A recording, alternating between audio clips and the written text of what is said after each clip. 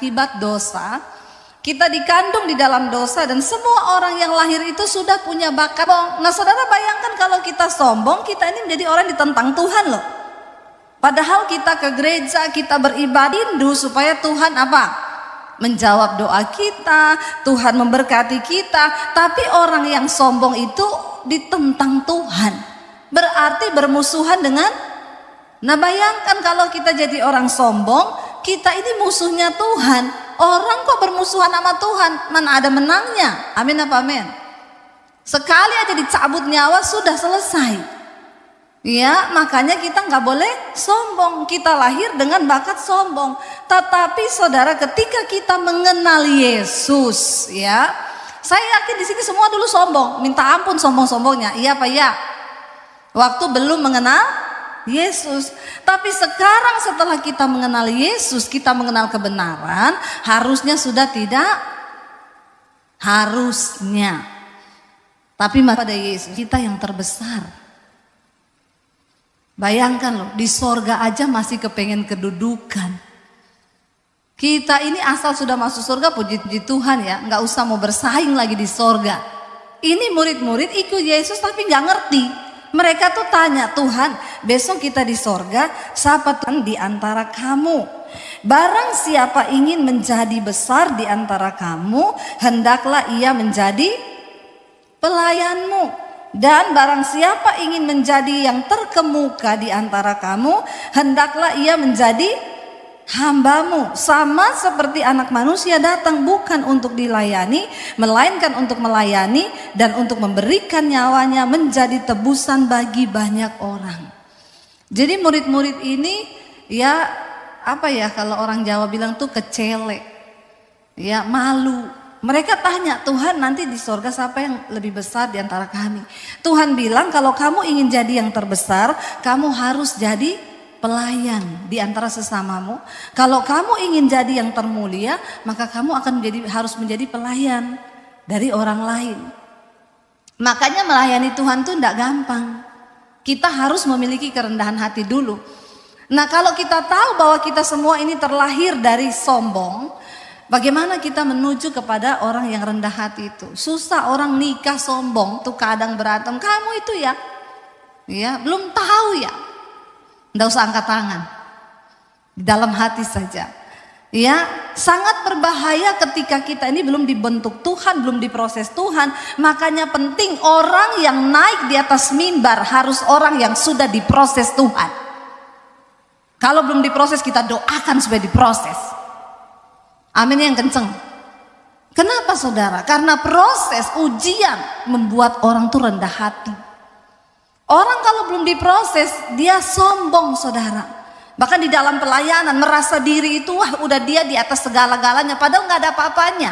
Dan orang kalau sudah merasa diri di atas tuh padahal biasanya itu yang paling kosong. Karena ada pepatah bilang tong kosong berbunyi nyaring. Tapi kita belajar dari padi, semakin berisi semakin merunduk. Kenapa perlu kita diproses? Karena proses ujian hidup atas seseorang itu membuat dia rendah hati. Makanya Tuhan itu selalu mengizinkan proses persoalan. Rasul Paulus dulu semua orang yang dipanggil itu sombong. Tapi ketika hormati sedikit udah ya saya banyak yang mau undang dari daerah. Bu kami mau undang ibu pelayanan, maaf mau tanya standar PK ibu berapa? Saya bilang kalau saya pakai standar PK maka pengurapan saya dicabut sama Tuhan. Nggak ada standar. Untuk pesawatnya ibu mau yang apa? Saya bilang batik aja. Nggak mau Garuda, nggak usah buang-buang uang. Sama aja nyampenya naik batik, naik Garuda sama. Bukan berarti naik Garuda nggak mati saudara. Terus naik batik harus jatuh, enggak. Ya, saya bilang kalau bisa dikurang-kurangi, kurangi aja budgetnya naik batik. Ya kalau saya masih bisa naik mobil, saya naik mobil nggak apa-apa. Hotelnya bu, tidak ada standar. Yang penting ya ada sarapan lah ya, biar saya juga pelayanan nggak lapar. Karena kalau nggak dikasih ada sarapan, saya nggak bisa makan, nanti pelayanan juga rempong saudara. Oh gitu ya bu ya.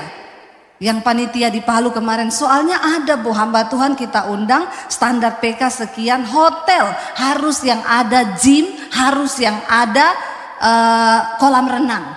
Itu menilai hidup kita. Makanya saya bilang kalau kita ini cuma munafik, mau naik turun mimbar, cuma mau gaya-gaya, nggak usah pelayanan. Ngapain? Mending saudara cari di luar saja. Di sana banyak yang kayak begitu.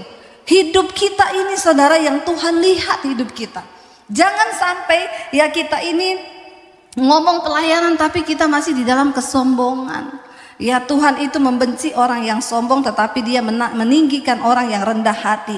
Firman ini berkata, Yesus bilang, ya kalau orang-orang di dunia itu, mereka itu berkata siapa yang tertinggi itu berarti yang termulia, yang terbesar. Tapi tidak demikian dengan kamu. Barang siapa ingin menjadi besar di antara kamu, hendaklah ia menjadi pelayan.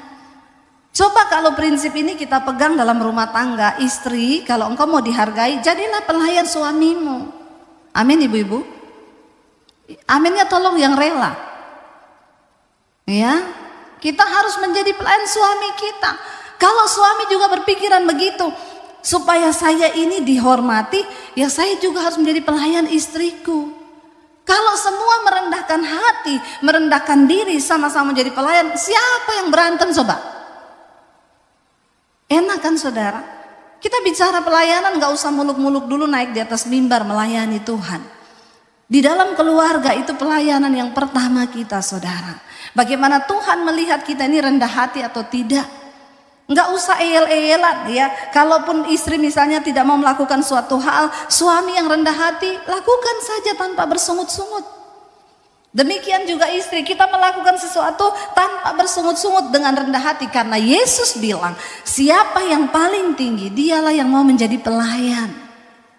Ya, saya pelayanan di satu kota, ada yang bilang, Bu, pernah ada pendeta kita undang, kita telat jemput 15 menit. Dia beli tiket lagi pulang ke Jakarta. Untung pesawatnya tidak jatuh saudara. Ya, kita harus memiliki kerendahan hati. Karena seorang hamba pelayan Tuhan itu hamba. Makanya kalau orang gak siap, bahaya saudara. Ya, kita ditegur dikit marah, kita ditegur dikit ngambek. Mari kita berdoa supaya kita semua melayani Tuhan, dimulai dari keluarga dulu. Kita menjadi orang-orang yang melayani Tuhan. Yang pertama, dibentuk dulu kerendahan hati kita. Ya, istri kalau ditegur suami, kita dengar suami juga ditegur istri.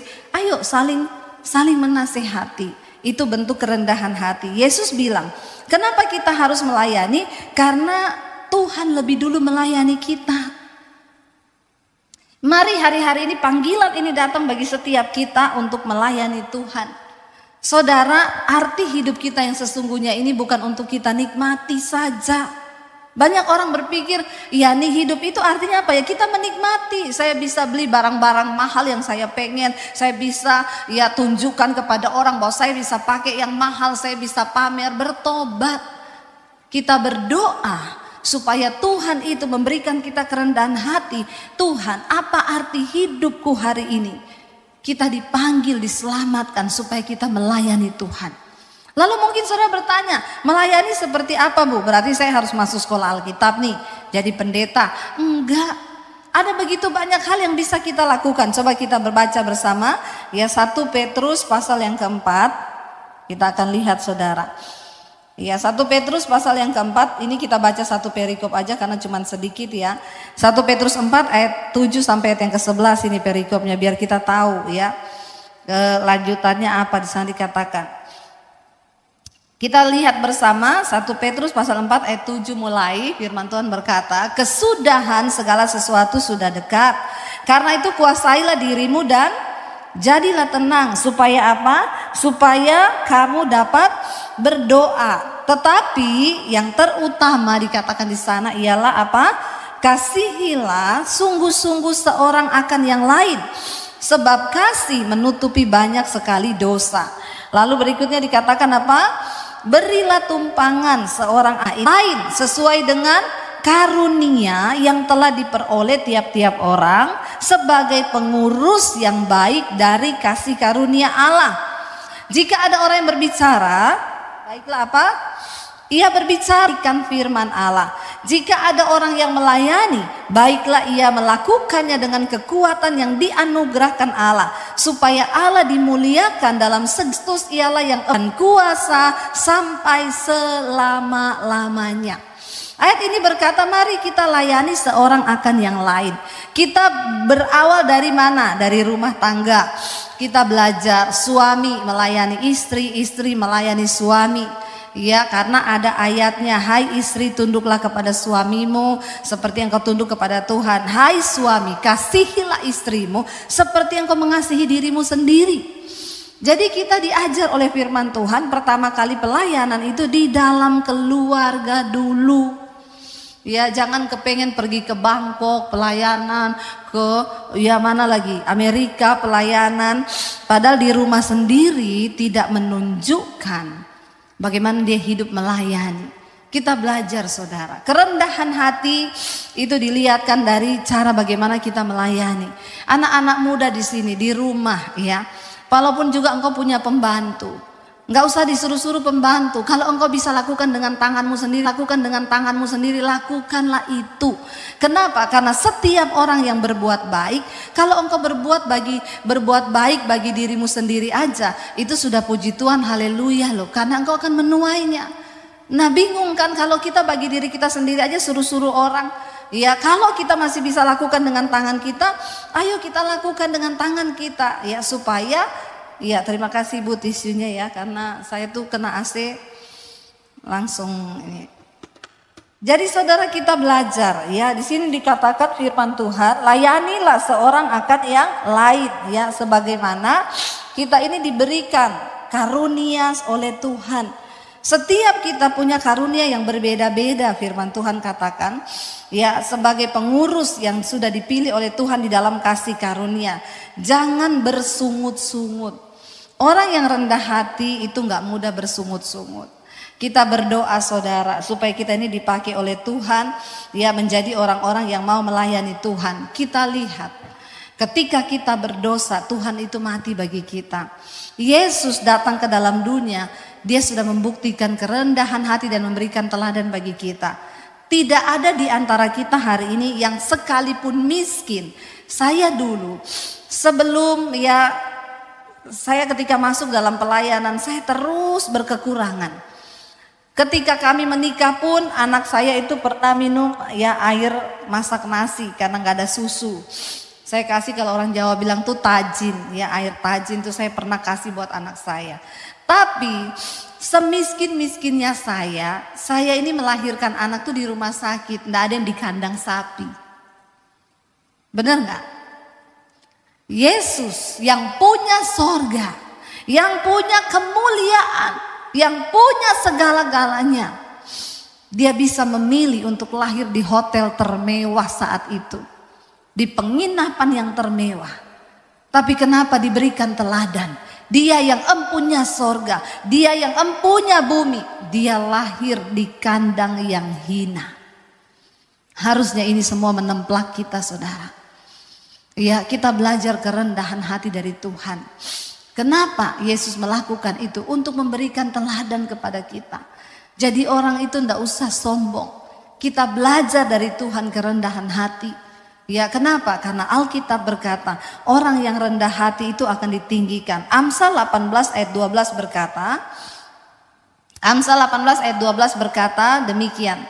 Tinggi hati mendahului kehancuran, tetapi kerendahan hati mendahului kehormatan. Siapa yang mau dihormati? Kita semua pasti mau. Namanya manusia itu pasti mau dihormati. Tetapi saudara, ya ingat, tinggi hati mendahului kehancuran, tapi kerendahan hati itu mendahului kehormatan. Kalau kita mau dihormati, maka kita harus belajar hidup dengan rendah hati. Orang tua, kita belajar juga hari-hari ini untuk membesarkan anak-anak jangan di dalam kesombongan. Ya, apalagi ya hari-hari ini, di mana dunia memandang penghargaan seseorang itu dari barang yang dia pakai. Tuhan tidak melihat itu semua.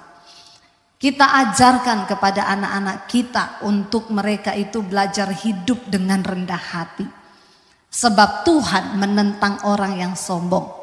Saya ingat anak saya itu waktu mau masuk SMP, saya bilang kamu cari SMP negeri. Ya, untuk kamu bisa sekolah di negeri.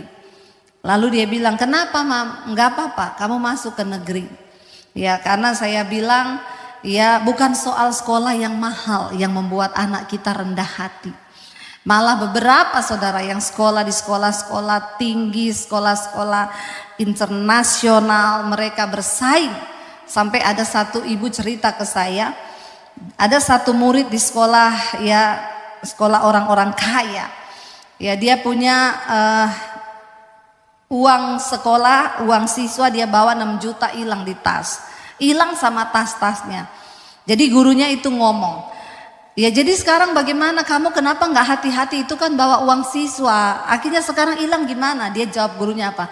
Hello, ibu tahu harga tas saya itu berapa? 10 kali lipat daripada itu uang yang hilang. Coba saudara, ini anak SMP model kayak gini, kalau saya tampar bener. Kenapa bisa begini? Orang tua yang salah. Anak-anak belum ada penghasilan, nggak usah dibeliin barang-barang brand. Kalau dia besar nggak ada kerja, makanya banyak yang jadi pelakor dan wanita simpenan. Bahkan dari orang gereja. Saya melayani banyak ibu-ibu. Ibu, suami saya punya selingkuhan. Itu perempuan dia simpan. Dan ibu tahu itu perempuan singers di gereja. Karakternya bahaya.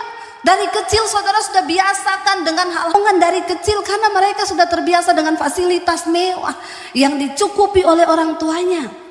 Saya hari ini bisa membelikan anak saya barang-barang mewah, tapi saya tidak melakukan itu.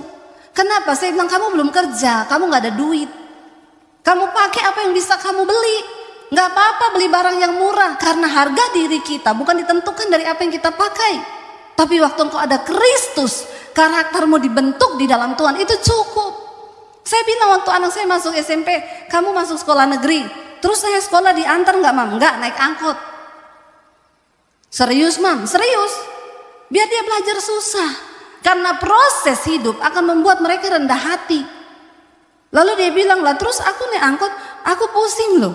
Kalau naik angkot terus pusing loh mam, gak apa-apa belajar. Iya kamu belajar.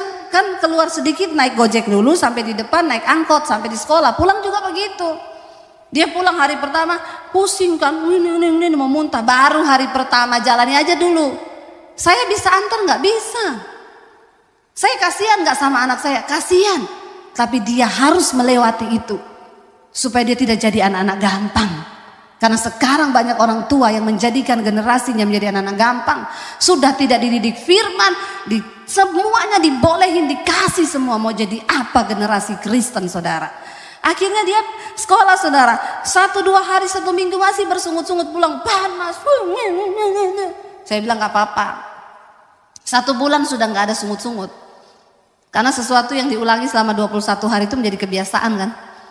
Biar dia lewati, akhirnya dia lewati saudara. Ya cuma 1 kali kita ke gereja naik mobil pribadi, dia duduk miring. Saya tanya kenapa? Kalau duduk lurus pusing. Dulu dia bilang naik angkot duduk miring pusing. Tapi setelah sekarang dia duduk di mobil pribadi duduk miring. Karena kalau duduk lurus pusing berarti sudah terbiasa susah.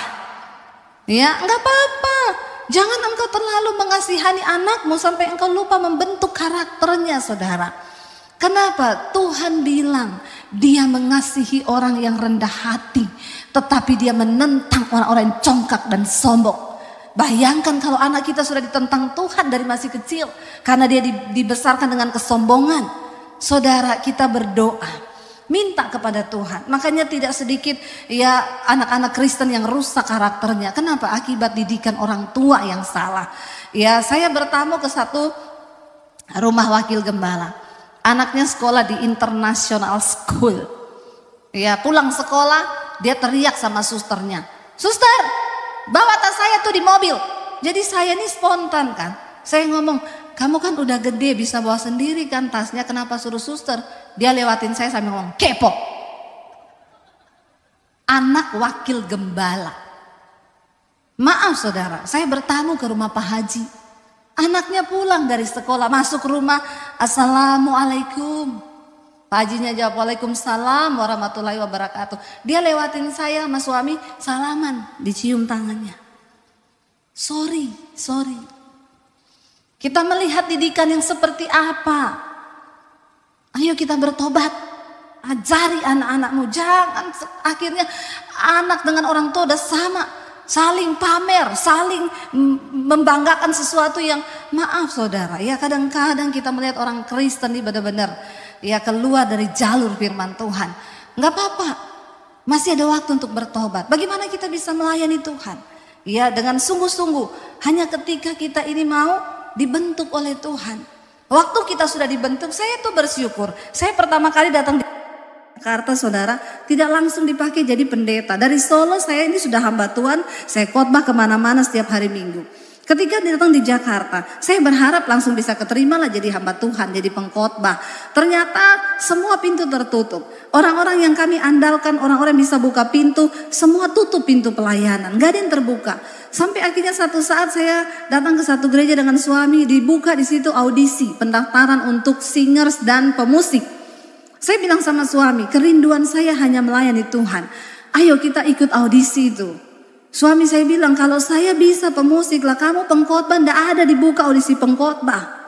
Saya bilang saya mau jadi singers aja, lumayan lah suara saya nggak false, tapi masih lumayan. Dia bilang ya udah nggak apa-apa kamu jadi singers, ndak apa-apa. Saya cuma mau melayani Tuhan. Saya ndak bisa nganggur karena dari awal tuh saya melayani Tuhan. Akhirnya kita ikut audisi, ditanya suaminya audisi piano ya, iya. Ini istrinya, iya. Mau apa? Singers. Ya udah coba suaminya main, istrinya nyanyi.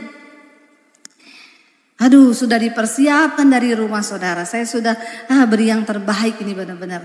Saya nyanyi waktu itu suami saya main. Ya saya nyanyi. Kalau ku hidup bagimu. Udah niru Sari persis loh. Hatiku tetap menyembahmu. Sampai cengkoannya saya ikut. Dunia tak bisa menjauhkanku dari kasihmu. Persis kan? Persis banget loh. Saya merasa sih persis.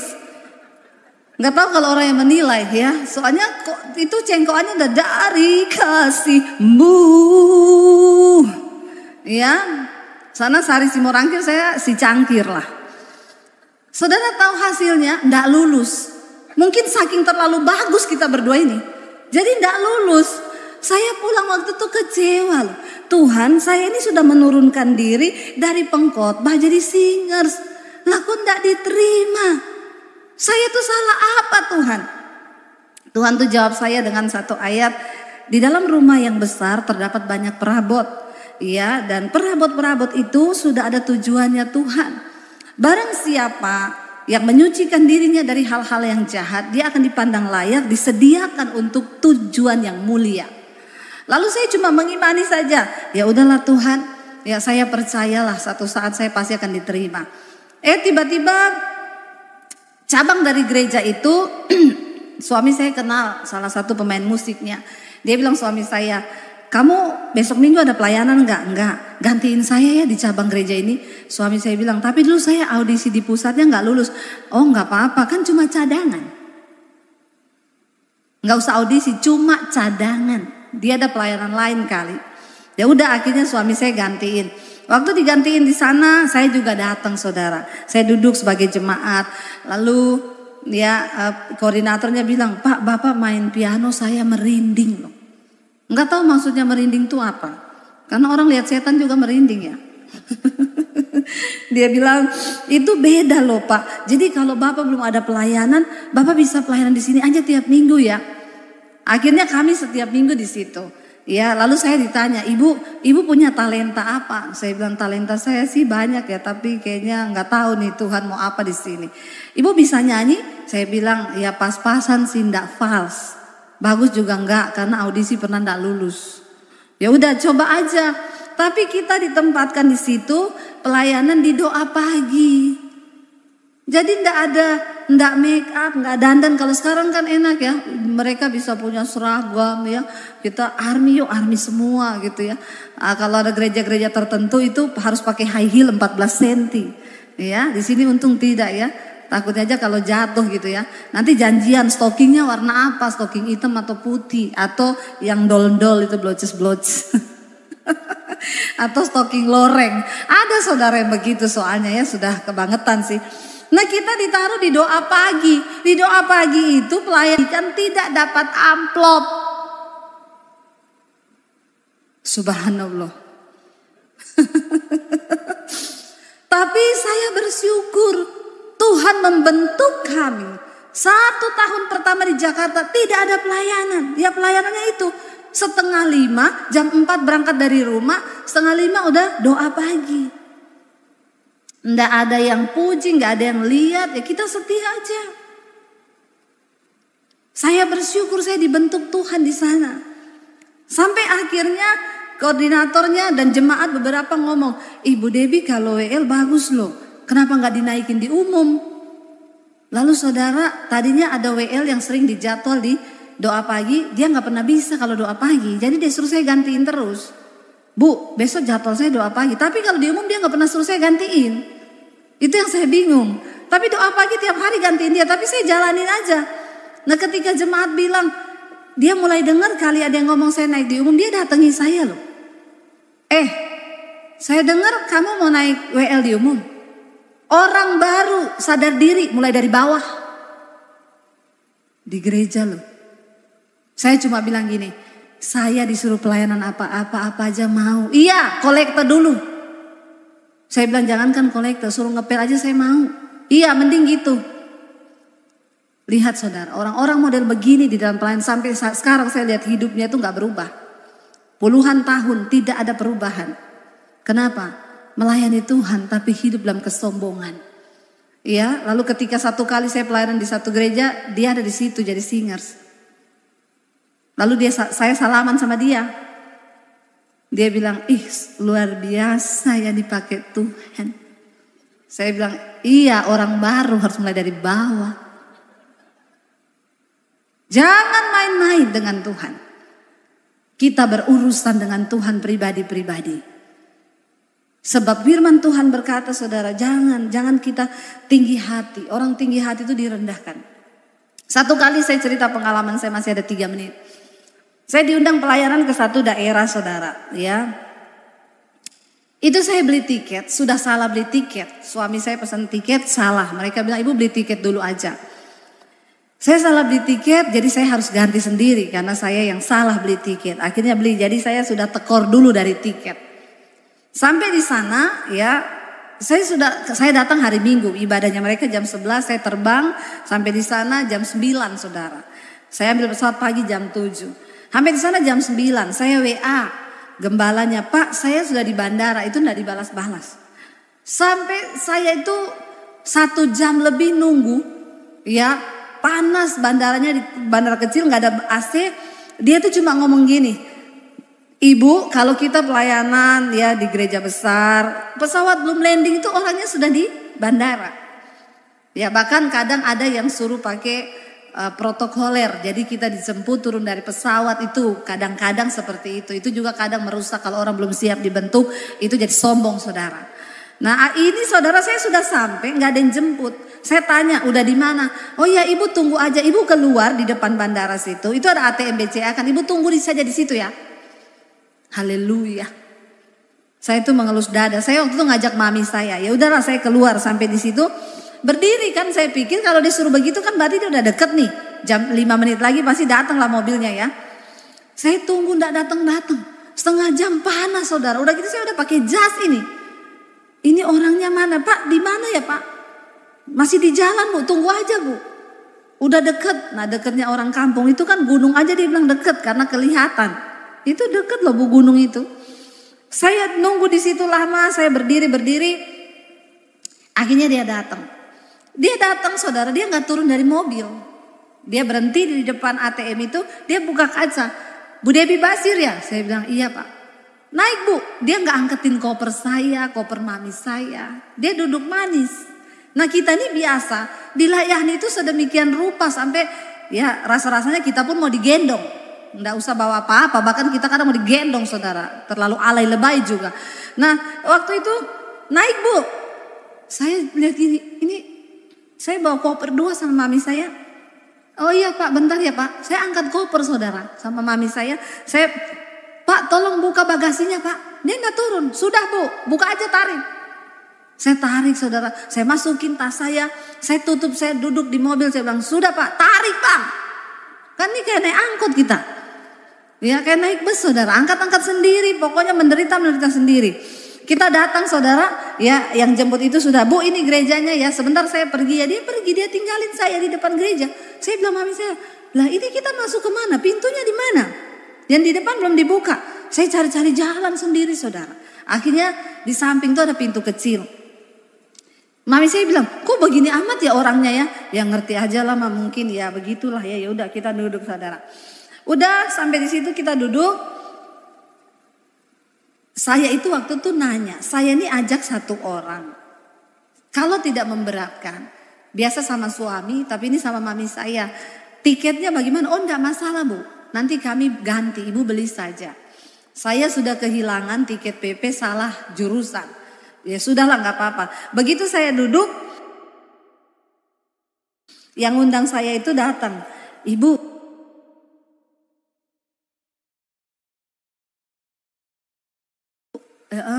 maaf Bu, dari gereja ternyata saya diomongin cuma satu tiket yang bisa kita ganti.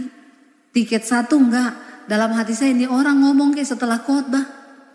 Ini dia ngomong sebelum khotbah. Saya ini kan menjaga hati saudara ya.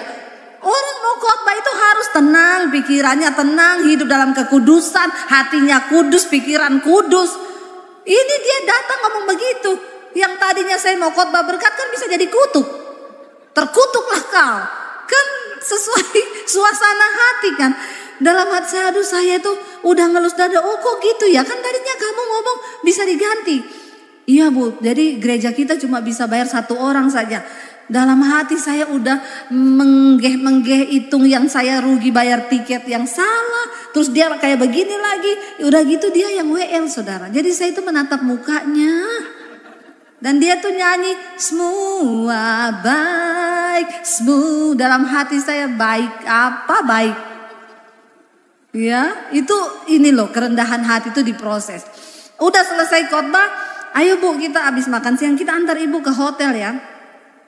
Bukan hotel, losmen. Saya masuk tempat tidurnya satu yang kecil. Dia kan tahu saya datang berdua. Lah terus mami saya tidur di mana? Cuma pas buat satu orang. Jadi dia sudah pergi saudara. Saya ke hotel tuh saya tanya, Mbak dia nggak kasih extra bed ya? Enggak ya udah Mbak saya pesan extra bed ya. Waktu saya pesan gitu, suara di hati saya ngomong, bayar extra bednya sendiri. Terus saya tanya, berarti mereka juga belum bayar extra bed? Oh enggak ada pesanan. Ya udah saya bayar extra bednya aja berapa Mbak? Sekian saya bayar. Tiba-tiba suara lagi ngomong, sekalian bayar kamar hotelnya. Saya tengking tuh suara dalam nama Yesus. Ini saya sudah kehilangan uang tiket. Udah gitu dia juga gak ganti punya mami saya. Jadi 6 tiket nih saya angus nih. Uang saya hilang. Terus bayar itu kamar hotelnya. Saya gelisah. Saya belum bayar saudara. Saya bayar extra bednya aja. Saya balik ke kamar. Waktu sudah siap-siap mau ibadah sore. Saya bilang sama mami saya. Mam, masa saya dapat suara kayak begini mam. Udah mereka gak bayar lagi tiketnya mami. Mami saya ngomongnya apa? Kalau Tuhan yang ngomong lakukan loh. Waduh, ini peneguhan kan. Saya mampirlah ke resepsionis, Mbak saya bayar 2 malam berapa sekian. Saya bayar, udah jangan ditagih ya. Oke, saya datang saudara. Lagi siap-siap di hotel udah, ayo mam kita ibadah yang sore mam. Mau jalan, ada suara di hati ngomong gini. Nanti kalau kamu dikasih PK, balikin itu PK-nya. Saya tengking langsung dalam nama Yesus. Bahasa roh, ini pasti kedagingan saya ngomongin bukan dari Tuhan ini. Saya udah rugi banyak ini Tuhan, jangan bercanda. Saya gak mau dengar tuh suara. Dan saya udah gak mau ngomong ke mami saya, karena dia mau bilang lagi kalau Tuhan yang suruh. Saudara ketawa, saya nyesek.